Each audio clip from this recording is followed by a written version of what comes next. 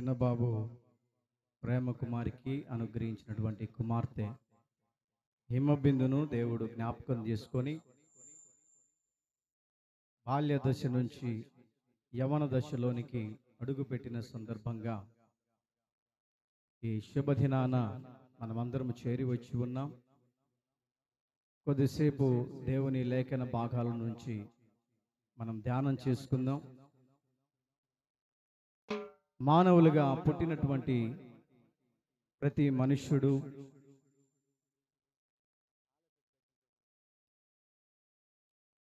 ప్రతి మానవుడు భూమి మీద జన్మించవలసింది. అది స్త్రీలైనా కానీ పురుషులైనా కానీ ప్రతి మానవుడు కూడా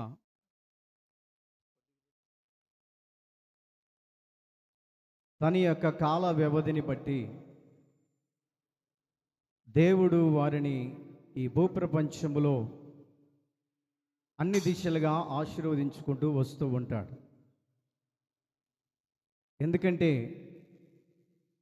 ఈ భూప్రపంచములో ప్రతి మానవుడు కూడా బ్రతుకుతూ కట్టబడుతూ సభ్య సమాజంలో అన్ని విధాలుగా ఆశీర్వాదానికి వారసులుగా మార్చబడుతూ ఉన్నారు. క్రీస్తునందు ప్రియ దేవుని బిడ్డలారా, ఈ యొక్క ప్రార్థనా కూడికలో చేరినటువంటి మనము ఎందుకు ఇక్కడ చేరి ఉన్నామంటే, హిమబిందు అనే ఆ యొక్క యవనురాలును బాల్య దశ నుంచి యవన దశలోనికి వచ్చినటువంటి బిడ్డను ఆశీర్వదించటానికి, ఆ బిడ్డ కలకాలం దీవించబడటానికి ఈ రోజున మనమందరము కుటుంబస్తులుగా, బంధువులుగా, సంఘస్థులుగా చేర్చబడి ఉన్నాం. క్రీస్తునందు ప్రియ దేవుని బిడ్డలారా, మానవుడి యొక్క కాల వ్యవధిలో 3 దశలుగా మనకు కనిపిస్తూ ఉంటాయి. మొదటి దశ ఏంటి అంటే బాల్య దశ. తల్లిదండ్రులు ఎంతో తల్లి 9 మాసాలు మోసి బిడ్డను కన్న తర్వాత ఎంతో నొప్పులతో బరాయించి అన్ని విధాలుగా కుమార్తెను కానీ కుమారుని కానీ కన్న తర్వాత ఆమె పడినటువంటి నొప్పులన్నీ ఎట్లా పోతాయో తెలియదు, కానీ ఆ బిడ్డ ముఖము చూడగానే ఎంతో సంతోషం వేస్తుంది, ఎంతో ఆనందం వేస్తుంది. ఎందుకు అనంటే, దేవుడు నా ఇంటికి వారసునిచ్చాడు, దేవుడు నా ఇంటికి వారసురాలను ఇచ్చాడు, దేవుడు నా ఇంటికి బహుమానాన్ని ఇచ్చాడు, దేవుడు నా ఇంటిలో నవ్వును కలగజేశాడు అన్నటువంటి సంతోషాన్ని కుటుంబస్తులు, తల్లిదండ్రులలో మనం చూస్తూ వస్తూ ఉంటాం. ప్రియ దేవుని బిడ్డలారా, బాల్య దశలో పుట్టినటువంటి పిల్లలని ఎంతగానో కంటికి కనుపాప వలె కాపాడుతూ వస్తూ ఉంటాం. చిన్న రాయి తగలకుండా, చిన్న అనారోగ్యం రానివ్వకుండా ఎంత కాపాడుకుంటూ వస్తూ ఉంటామంటే అంత కాపాడుకుంటూ వస్తూ ఉంటాం. ఏదైనా చిన్న జ్వరం వచ్చిందనుకోండి, వెంటనే హాస్పిటల్కి తీసుకెళ్ళి చూపించుకోవటానికి ప్రయత్నం చేస్తాం. ఎందుకంటే చిన్ననాటి బిడ్డ, బాల్యములో ఉన్నటువంటి బిడ్డ, ఆ బిడ్డను ఏ విధము చేతనైనా చక్కగా తీర్చిదిద్దాలి, చక్కగా ఆ బిడ్డను చూసుకోవాలి. సకల సమృద్ధి ఆ బాల్య దశలో ఉన్నటువంటి బిడ్డకు ఏది తక్కువ చేయకూడదు అన్నటువంటి ఆలోచనతోటి బాల్య దశలో ఉన్నటువంటి పిల్లల్ని తల్లిదండ్రులుగా ఉన్నటువంటి వారు రెక్కల పక్కల పెట్టుకొని వారిని ఎంతగానో మంచిగా చూసుకుంటూ ఉంటారు. కారణం ఏమిటి అనంటే, చిన్న వయసులో ఉన్నటువంటి బిడ్డ, అతడు బాల్య దశలో ఉన్నాడు, ఆమె బాల్య దశలో ఉంది అని. నా ప్రియ దేవుని బిడ్డలారా, సంవత్సరము నుంచి దాదాపు 13, 14, 15 సంవత్సరాలు వచ్చేంత వరకు కూడా ఆ బిడ్డల ఎడల మనం ఏం చేస్తామంటే ఎంతో మమకారాన్ని కలిగి ఉంటాం. రెండవ దశగా మనం గమనిస్తూ ఉంటే, సంవత్సరం నుంచి దాదాపు 14, 13, 15 సంవత్సరాలు వచ్చిన తర్వాత రెండవ దశను ఏమంటామంటే యవన దశ. యవన దశ అనంటే ఆ బిడ్డ ఏమండి బాల్య దశ నుంచి రెండవ భాగములోనికి అడుగుపెట్టినటువంటి సందర్భాన్ని మనం గమనిస్తూ ఉంటాం.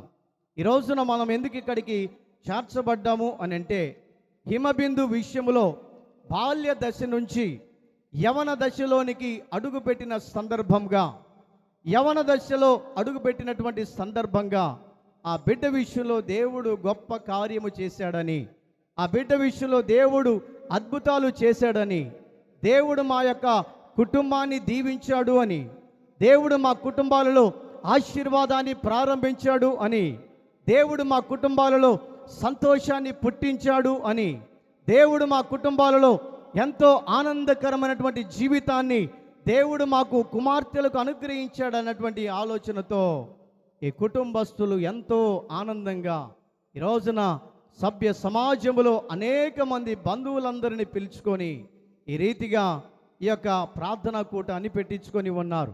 నా ప్రియ దేవుని బిడ్డలారా, తల్లిదండ్రులకు చెప్పవలసినటువంటి మాట ఏంటంటే, బాల్య దశలో చిన్న చిన్న విధానాలకి ఏమండి ఉన్నప్పటికీ కూడా అవన్నీ కంటికి కనుమరుగైపోయాయి.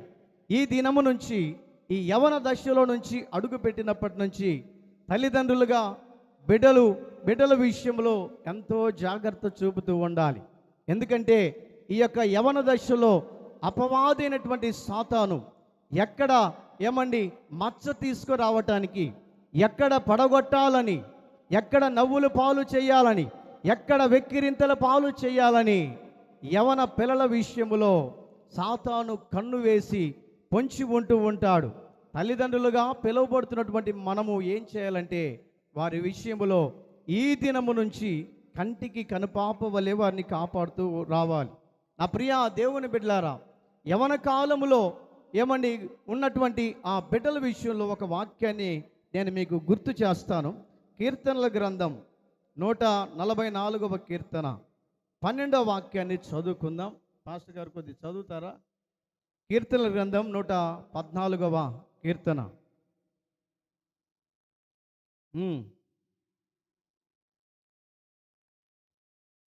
12వ వాక్యాన్ని మనం గమనిద్దాం.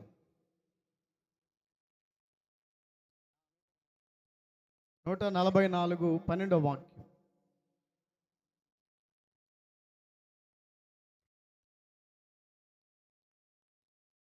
కొద్ది గట్టి చదువురా.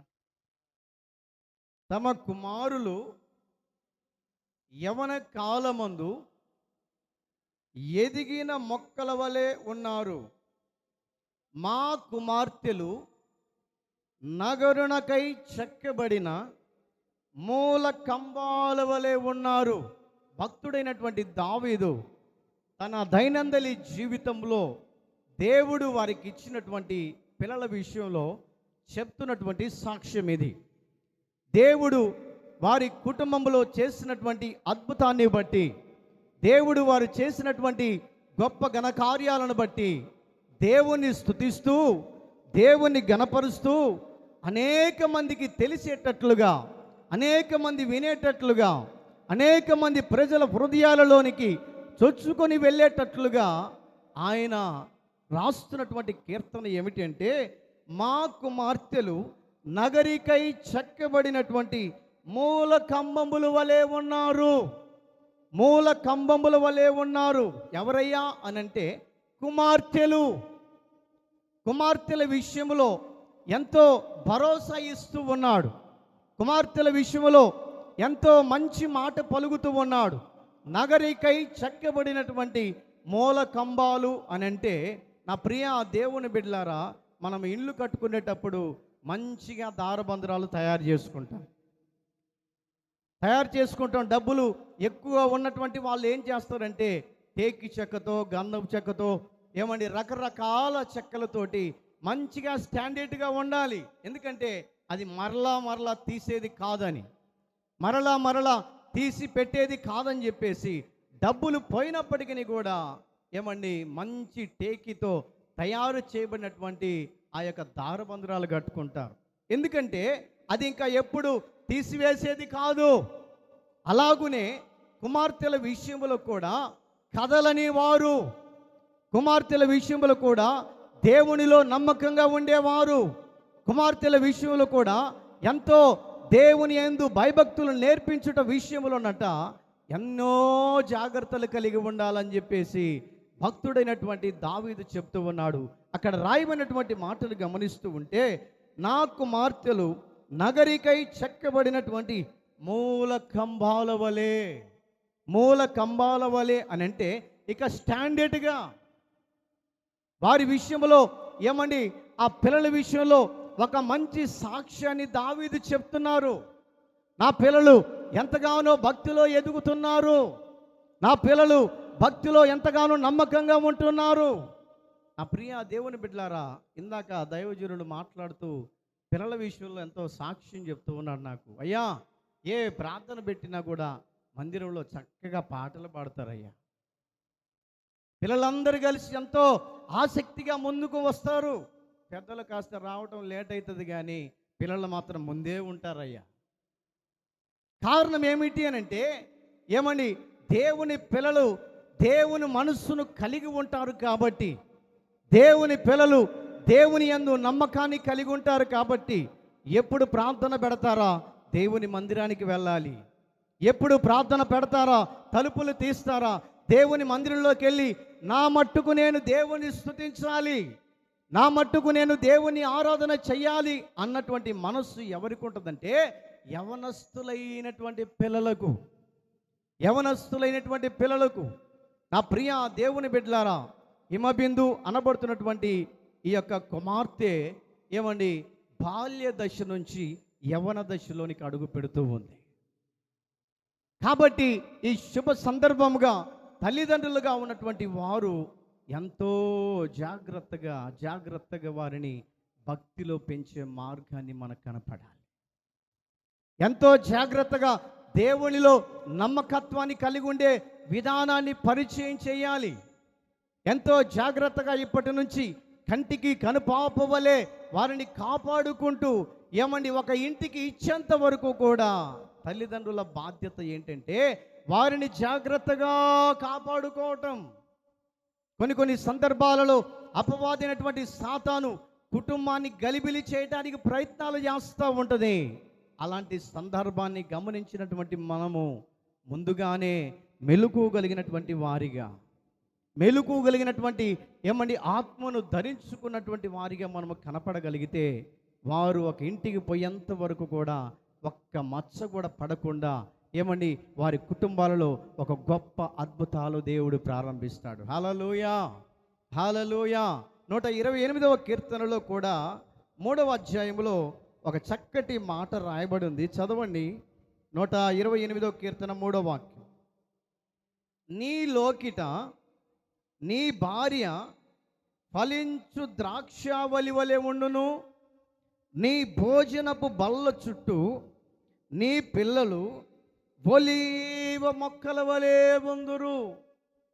ఎందుకు ఈ మాట చెప్పబడుతున్నారు అని అంటే, మన పిల్లలు కూడా ఎంతో జాగ్రత్తగా ఉండాలని. దావీదైతే అంటున్నాడు, నా పిల్లలు భోజనపు బల్ల చుట్టూ ఒలీవ మొక్కలుగా ఉన్నారు. నా యొక్క కుమారులు కానీ కుమార్తెలు కానీ నేను చెప్పిన మాటకు లోబడుతున్నారు. కుమారులు కానీ కుమార్తెలు కానీ భక్తిలో ఎదుగుతున్నారు. కుమారులు కానీ కుమార్తెలు కానీ అన్ని విధాలుగా భయభక్తులతో కూడినటువంటి వాక్య ధ్యానాలలో నడుస్తున్నారని నా ప్రియ దేవుని బిడ్డలారా, ఒక గుర్తింపుతో కూడినటువంటి వాక్యాన్ని దావీదు పలుకుతూ ఉన్నాడండి. ఈనాటి క్రైస్తవులుగా పిలువబడుతున్నటువంటి మనము కూడా దేవుని పిల్లల విషయంలో ఎంతో జాగ్రత్తగా చూపేవారిగా మనం కనపడాలి. ఒలీవ చెట్టు ఏ విధంగా అయితే ఏమండి పచ్చగా ఉంటుందో ఆ రీతిగా ఏమండి కుటుంబ వ్యవస్థలో కూడా పచ్చదనాన్ని కోరుకోవాలి అని అంటే దేవుని భక్తిలో, దేవుని యొక్క మార్గములో, దేవుని యొక్క విధానములో మనము ఎప్పుడైతే వారికి మనం పరిచయం చేస్తామో ఏమండి ఎటువంటి విధానాలు ఆటంకాలు వచ్చినప్పటికీ కూడా దేవునిలో నుంచి వారి తొలగిపోకుండా వారి ఆత్మీయ జీవితాలు కాపాడబడతాయి. కారణం ఏమిటి అని అంటే ఏమండి దేవునిలో మూల కంబాల వలె ఉండాలని తీర్మానం చేసుకున్నటువంటి ఆ కుటుంబాలట స్టాండర్డ్తో కూడినటువంటి విధానం, బలమైనటువంటి విధానం, దేవునితో కూడినటువంటి విధానం, దేవుని యందు భయభక్తులు ఉంచే విధానం.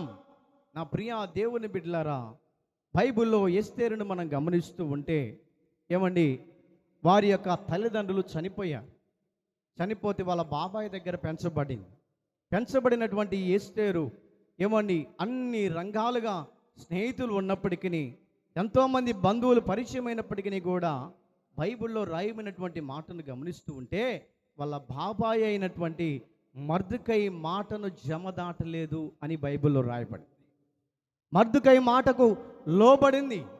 మర్దుకై మాటలో ఏమండి సత్యం ఉంది అని గ్రహించింది. ఆయనే నాకు దైవం అనుకుంది, ఆయనే నాకు తండ్రి అనుకుంది. నా ప్రియ దేవుని బిడ్డలారా, కట్టిక పేదరికం ఉన్నటువంటి ఆ కుటుంబాన్ని దేవుడు ఆశీర్వదించడానికి గల కారణం ఏంటో తెలుసా?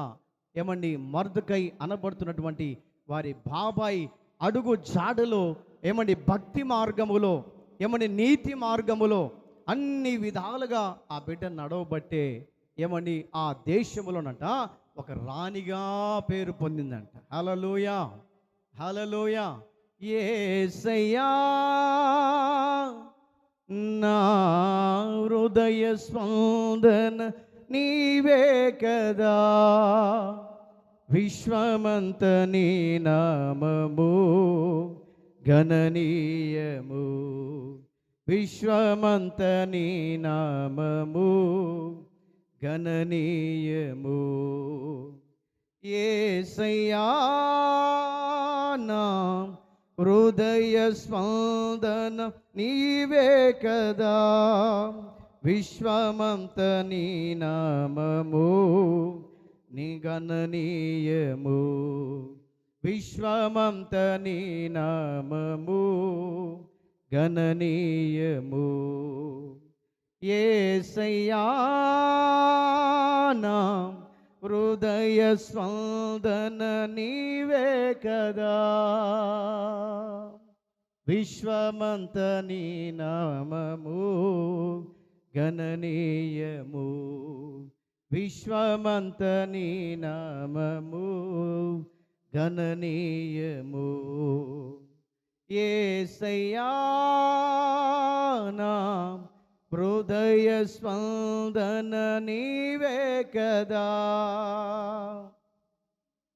నీవు కనిపించని రోజునా ఒక క్షణమొక యుగముగా మారినే, నీవు కనిపించని రోజునా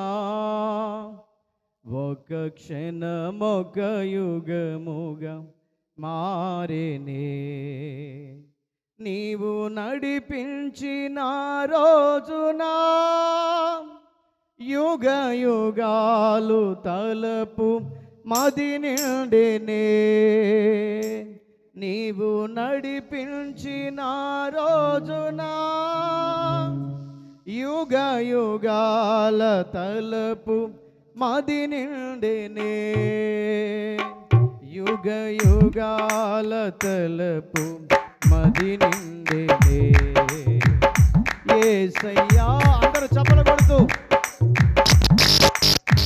హృదయ స్పందన నీవే కదా, యేసయ్యా నా హృదయ స్పందన నీవే కదా, విశ్వమంత నీ నామము గణనీయము, విశ్వమంత నీ నామము గణనీయము.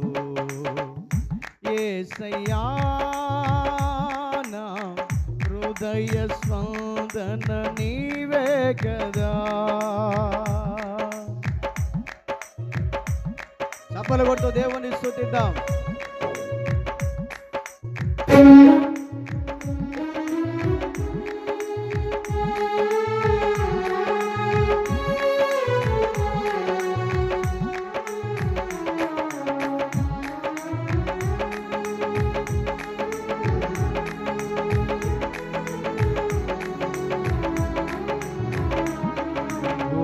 మాట్లాడని రోజునా నా కనులకు నీ దూరకరువాయనే.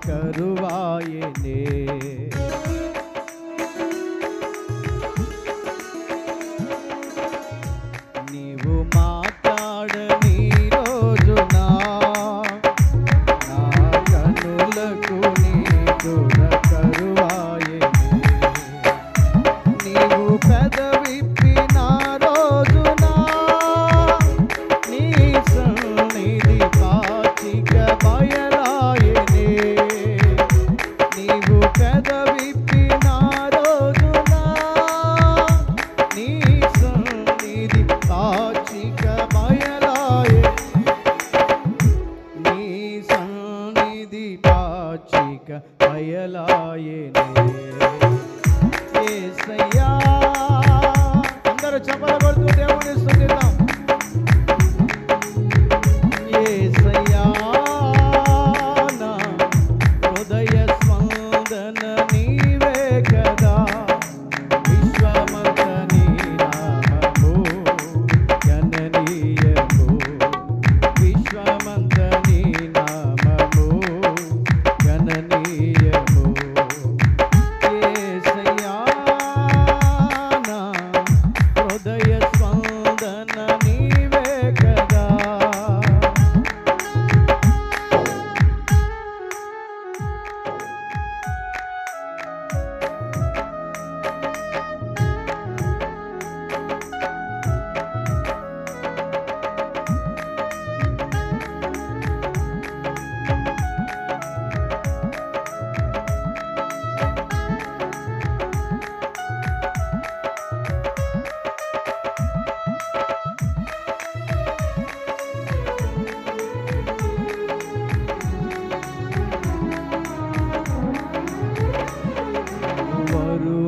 వరునిగవిచేయు వేళ నా తలపుల పంట పండునే.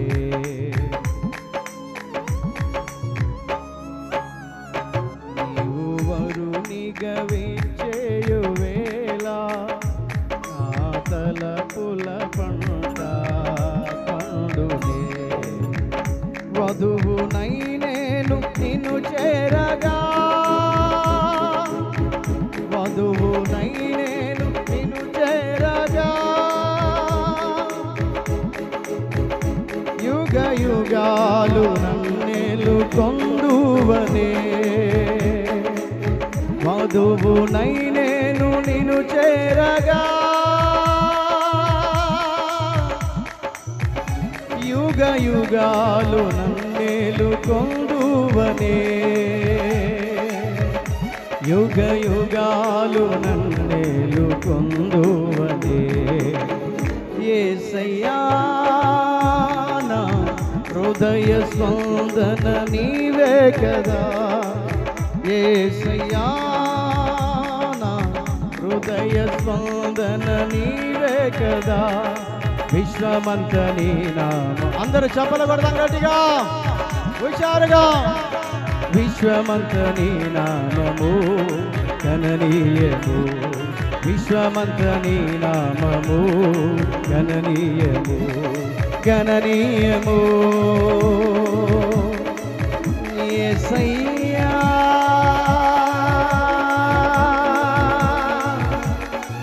యేసయ్యా, యేసయ్యా, యేసయ్యా. నీ నామము గణనీయము. నీ నామము గణనీయము. నీ నామము గణనీయము. విశ్వమంత నీ నామము గణనీయము. విశ్వమంత నీ నామము గణనీయము. ఎస్తేరు విషయంలో గమనిస్తే ఎంతో ఘనమైనటువంటి ఒక గొప్ప రాణిగా మనకు కనపడుతూ ఉంది. ఆ ప్రియ దేవుని బిడ్డలారా, దేవుడు మనకిచ్చినటువంటి పిల్లలు రాబోయే దినాలలో ఆశీర్వాదకరంగా ఉండాలి అని అంటే దావీదు చేసినటువంటి ప్రార్థన, దావీదు చేసినటువంటి మనవి, దావీదు ఏ రీతిగా అయితే తన కుటుంబాన్ని భద్రపరుచుకుంటూ, దావీదు ఏ విధంగా అయితే తన పిల్లలని ఎంతగానో కంటికి కనుపాపు వలె కాపాడుకుంటూ వచ్చాడో ఆ రీతిగా మనము కాపాడుకోగలిగితేనంట వారు ఎక్కడ ఉన్నా కూడా సుఖశాంతులతో సంతోషంగా కనపడుతూ ఉంటారు. హల్లెలూయా, హల్లెలూయా. అక్కడ రాయబడినటువంటి మాటను గమనిస్తూ ఉంటే, నీ భోజనపు బల్ల చుట్టూ నా పిల్లలు ఒలీవ మొక్కల వలె ఉన్నారు, ఒలీవ మొక్కల వలె ఉన్నారు. ఈ రోజున మనము సాక్ష్యం చెప్పగలుగుతున్నామా? నా పిల్లలు ఒలీవ మొక్కలాగా ఉన్నారయ్యా, నా పిల్లలు ఎంతో పచ్చగా దేవునిలో కనపడుతూ ఉన్నారు. ఒక ఊరికి వెళ్ళాం, ఇలాగే వాక్యం చెప్తామని. వాళ్ళ ఇంట్లో ఇంత బొడ్డోడు ఉన్నాడు, బొడ్డోడు, వాడికి ఎన్ని 4-5 సంవత్సరాలు ఉంటాయి. పాపం వాళ్ళ మేనమామ ఏదో పని ఉండి చెల్లెలు చూసిపోదామని వచ్చాడు. వస్తే వాళ్ళ డాడీ అంటున్నాడు, ఒరే అదిగో మీ మేనమామ వస్తున్నాడు కానీ పిల్లనాడుగా. ఏ వయసులో ఏమండి, వాడికి మాటలే రాలే, నచ్చోడు వాడు. మాటలు రాక ఏం రాక కొండకు పోయి తేనె కొనుక్కొచ్చుకొని నాలిక మీద ఏమంటే రోజు రాస్తా ఉన్నాడు, చక్కగా వస్తాయేమో. ఈ రోజున మన పిల్లలు కూడా చిన్న చిన్న వయసులో మాట వినకపోవటానికి గల కారణం ఏంటంటే తల్లిదండ్రుల యొక్క విధానము కూడా సరిగా ఉండగలిగితే పిల్లలు కూడా సరైనటువంటి దారిలో నడవగలుగుతారు, సరైనటువంటి మార్గములో, సరైనటువంటి విధానములో. నేను హిమబిందు స్టేజ్ మీదకి రాగానే పాట పాడతావా అని అడిగితే ఎందుకు పాడను, పాడతాను. అప్పుడే అర్థమైపోయింది దేవుని యందు భయభక్తులకైనటువంటి బిడ్డ అని. హల్లెలూయా, హల్లెలూయా. దేవునిలో ఆ దిశగా ఈ కుటుంబము నడిపించబడుతూ ఉంది. సంఘములో కానీ సభ్య సమాజంలో కానీ అన్ని విధాలుగా దేవుని యందు భయభక్తులు కలిగి నడిపించబడుతూ ఉన్నారు. నా ప్రియ దేవుని బిడ్డలారా, ఈ మిట్ట మధ్యాహ్న వేళలో నేను చెప్పే మాట ఏంటంటే, కుటుంబస్తులకి దేవుడు మనకిచ్చినటువంటి పిల్లలని ఎంతో జాగ్రత్తగా కంటికి కనుపాప వలె వారిని మనం కాపాడుకోగలిగితే వారికి ఇచ్చి పంపించే ఆస్తి ఏంటో తెలుసా? ఒక భక్తి మాత్రమే. చప్పట్లు కొడుతూ దేవుని స్తుతిద్దాం. హల్లెలూయా. ఆస్తులు ఇస్తాం, అంతస్తులు ఇస్తాం, అవి కొన్ని రోజులకి ఎటు వెళ్ళిపోతాయో తెలియదు.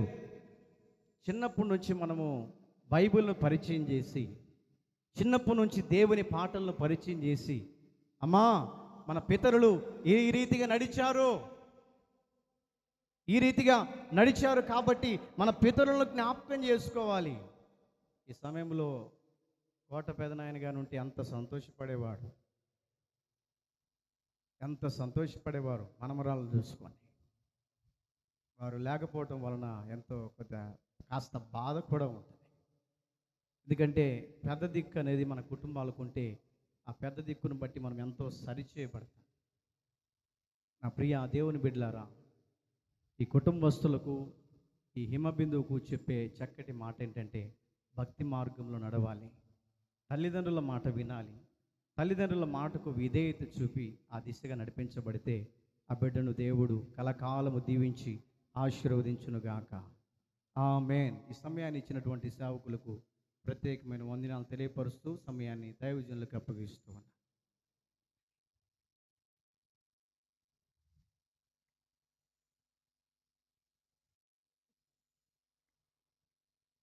యొక్క సమయమున ఈ కార్యక్రమమునకు విచ్చేసి దైవ సేవకులు రవి గారు శ్రేష్టమైన విషయాలు మన మధ్య తెలియజేసినారు. అమ్మాయి హిమబిందు ఆమె బాల్య వయస్సు నుంచి యవన దశలోకి వచ్చింది. దేవునికి స్తోత్రం కలుగునుగాక.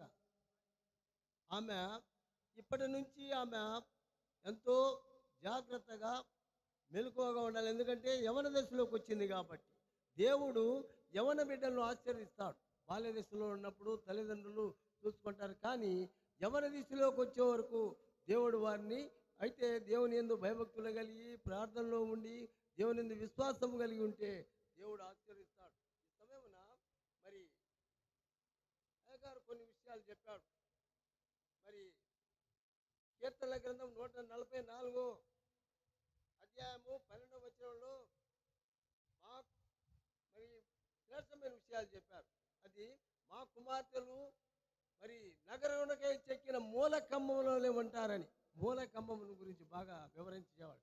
మూలకమ్మము ఎందుకు? రెండు పక్కల అటుపక్క ఇటుపక్క రెండు పక్కల మరి గట్టిగా ఉండుటకు, రెండు పక్కల మార్గము చూపుటకు, అటు అత్తింటికి కానీ ఇటు పుట్టింటికి కానీ మార్గము చూపే స్థితిలో ఉండేటట్లుగా మూల కమ్మముల వల్లే ఉన్నట్టుగా మరి ఆ దావీదు భక్తుడు చెప్తున్నాడు. ఎందుకంటే ఇశ్రాయేలు జనాంగంలో ఆ యొక్క జనాంగాన్ని నడిపించాడు దావీదు మహారాజు. ఇశ్రాయేలు జనాంగంలో దేవుడు శ్రేష్టముగా వారిని కాపాడాడు. ఎందుకంటే దేవుని ప్రజలు కాబట్టి వారిని శ్రేష్టంగా కాపాడాడు.